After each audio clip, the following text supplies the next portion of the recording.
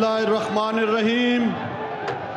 داتا کی نگری کے باسیوں، زندہ دلان لاہور، چھا گئے ہو آج، آپ چھا گئے ہو.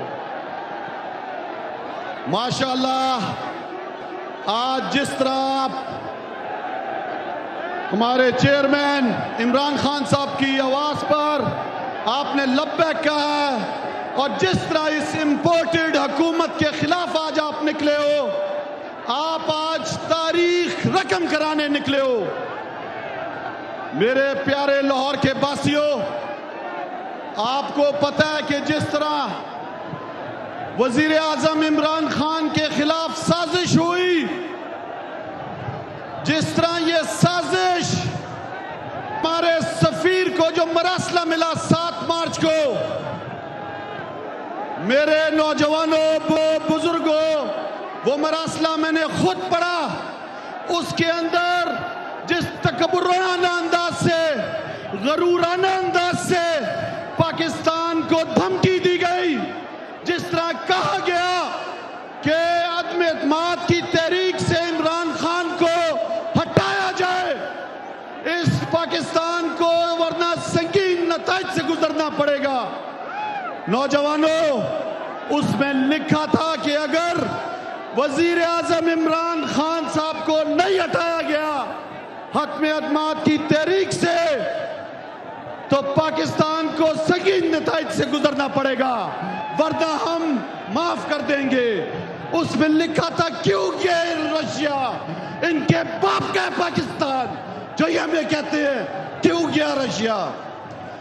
پاکستان ایک آزاد خود مختار ملک ہے. بھائیوں، میں آپ کو بتاتا چلوں کہ جب مجھے پتا چلا اس سازش کا، جب قومی سلامتی کونسل نے انڈورس کیا، جب پاکستان کی وفاقی کابینہ نے انڈورس کیا، جب پاکستان کی قومی اسمبلی کی سلامتی کی کمیٹی نے انڈورس کیا کہ پاکستان کے خلاف سازش ہو رہی ہے، تو اس دن میں قومی اسمبلی کے ایوان کی صدارت کر رہا تھا. آپ مجھے بتاؤ، آرٹیکل 5 کہتا ہے کہ اگر آپ جس ملک میں رہتے ہو اس کے خلاف سازش ہو رہی ہو، آپ کی حکومت کے خلاف سازش ہو رہی ہو، تو آپ نے اس سازش کے خلاف کھڑے ہونا ہے. میرے بزرگوں، بھائیوں، بہنوں، یہ مسئلہ پاکستان کی آزادی کا تھا، خود مختاری کا تھا، اس لیے میں نے وہ رولنگ دی. اور جب یہ رولنگ دی تو آپ نے دیکھا کہ عدالت نے جو فیصلہ دیا صحیح ہے، مانا. لیکن آپ 22 کروڑ عوام بتاؤ کہ اگر آپ میری جگہ ہوتے کیا کرتے؟ آپ بھی وہ رولنگ دیتے؟ آپ بھی اسی طرح کہتے؟ آپ کو میں بتاتا چلوں کہ عمران خان کا کیا قصور ہے. عمران خان کا قصور یہ ہے کہ اس نے پوری مسلمان امہ کی آواز اٹھائی.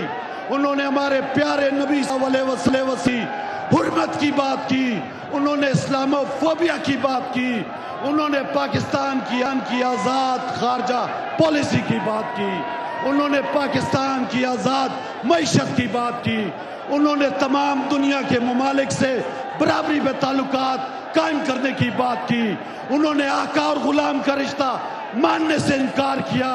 انہوں نے پاکستان کو آپ کے مستقبل کی خاطر، آپ کی آزادی کی خاطر، پاکستان کی سلامتی کی خاطر. میرے ساتھ آپ مجھے بتاؤ کہ آپ آخری ٹائم تک اس حقیقی آزادی کے لیے کھڑے